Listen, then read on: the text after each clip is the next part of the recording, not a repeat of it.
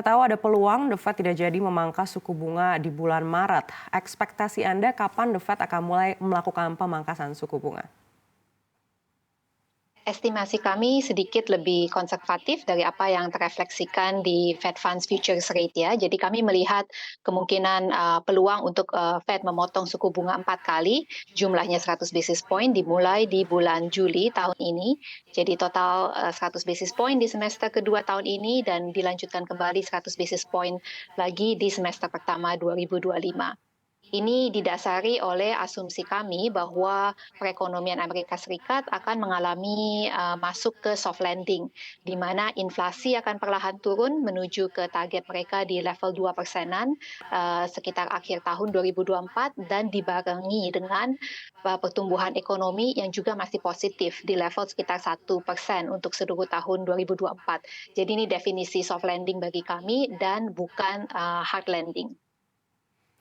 Baik, kalau kita melihat proyeksi Bank Indonesia, The Fed mungkin baru akan memangkas suku bunga di kuartal 3 2024. Namun meskipun begitu, pemangkasan suku bunga di Bank Indonesia baru akan dilakukan di 2025. Ekspektasi Anda seperti apa? Jadi untuk ekspektasi US Fed kami sejalan dengan estimasi Bank Indonesia dan ketika itu terjadi kami melihat kesempatan untuk Bank Indonesia memotong suku bunga di waktu yang bersamaan. Jadi semester kedua tahun ini itu sudah akan terbuka. Tetapi memang ruang untuk pemotongannya sedikit lebih kecil dibandingkan di Amerika. Estimasi kami sekitar 125 sampai mungkin 150 basis point ruang untuk penurunan BI rate dibandingkan dengan 200 basis point di Amerika Serikat. Baik, efeknya seperti apa apabila Bank Indonesia menunggu hingga 2025 untuk melakukan pemangkasan suku bunga? Apakah nilai tukar kita akan em, menurun jauh atau seperti apa? Menurut kami arahan dari data ekonomi, arahan dari suku bunga ke depannya itu sudah cukup jelas, yaitu perlahan-lahan menurun. Tetapi memang dinamika dari pasar mata uang atau FX di stage di mana ini adalah disebutnya late cycle ya dari siklus ekonomi, itu memang sedikit lebih rumit, tidak straightforward. Ada banyak faktor yang akan mempengaruhi pergerakan mata uang. Yang bisa saya tekankan di sini adalah bukan hanya waktu dan besarnya penurunan suku bunga di Amerika Serikat yang akan mempengaruhi rupiah, tetapi juga alasan US Fed menurunkan suku bunga. Itu juga akan penting. Relatif pertumbuhan perekonomian antara Amerika Serikat dengan negara maju lainnya dan juga dengan emerging markets termasuk Indonesia dan geopolitics ini adalah semua faktor-faktor yang perlu kita perhatikan. Tetapi merujuk balik ke pertanyaan Mbak Anneke, kalau memang Bank Indonesia menunggu sampai 2025 sebelum menurunkan suku bunga, saya rasa kita patut mengetahui atau memberi assessment juga kenapa alasan Bank Indonesia menunggu sampai 2025. Karena kita tahu kondisi ekonomi domestik Indonesia, yaitu dinamika antara pertumbuhan ekonomi dan inflasi adalah cukup menunjang ya, cukup baik, latar belakang yang cukup baik untuk mulai menurunkan suku bunga. Jadi alasan Bank Indonesia menunggu apakah dikarenakan kekhawatiran terhadap rupiah, apakah ada deteriorasi dari dinamika akun berjalan misalnya. Ini semua faktor yang perlu kita perhatikan dan menurut saya tidak semudah itu untuk mengetahui outcome dari gerakan pasar. Baik, terkait dengan pemangkasan suku bunga The Fed ini masih banyak sekali persepsi. Ada yang mengatakan di bulan Mei 2024 atau di kuartal 3 2024. Tapi apa efeknya bagi pergerakan pasar keuangan emerging market seperti Indonesia jika ternyata The Fed menunda lagi pemangkasan suku bunganya?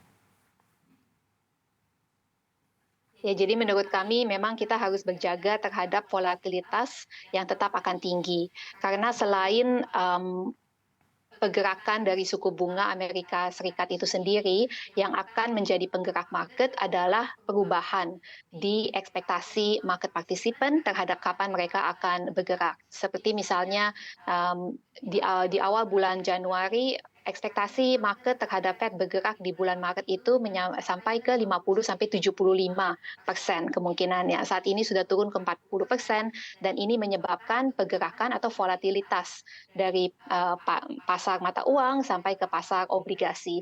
Jadi ini sesuatu yang perlu kita perhatikan. Baik, kita tahu dengan banyaknya isu menjelang Pilpres ini, kita lihat rupiah sempat di 15.800. Namun beberapa hari ini kita lihat ada penguatan rupiah juga. Analisa Anda, apa yang menyebabkan penguatan rupiah ini? Apakah memang karena data-data ekonomi dari Amerika Serikat atau justru karena inflasi kita yang kemarin masih melambat? Menurut saya dua hal itu memang penting. Jadi di satu sisi adalah dari pergerakan pasar global sendiri, ini adalah latar belakang yang masih cukup menunjang atau konstruktif terhadap risk taking, terhadap risiko emerging markets. Jadi kalau kita lihat memang situasinya sudah berubah dibandingkan tahun 2022 atau 2021, di mana latar belakang global tidak menunjang. Untuk sepanjang tahun 2024, kami melihat memang faktor-faktor global akan lebih menunjang. Di sisi kedua memang perlu ditekankan bahwa pelemahan rupiah atau pelebaran premium aset Indonesia yang dikarenakan oleh ketidakpastian politik itu menurut saya sifatnya sementara. Jadi kalau memang tidak ada kepanikan dan kita tahu juga misalnya Bank Indonesia tetap melakukan triple intervention di local markets kita, ini seharusnya memberi kepercayaan ya kepada aset Indonesia, dan dikarenakan itu juga menurut saya dua faktor ini berpengaruh membawa balik dolar rupiah ke level sekarang. Baik, kalau kita lihat rupiah hari ini menyentuh 15.600 begitu. Apakah Anda lihat penguatan ini masih akan bertahan dan seperti apa Anda menilai daya tahan rupiah? Ekspektasi kami untuk semester pertama Indonesia adalah kestabilan. Jadi kalau dolar IDR bisa stabil di level sekarang, pergerakannya juga terjaga, itu adalah outcome yang cukup baik ya. Kami melihat peluang untuk rupiah menguat itu lebih di semester kedua.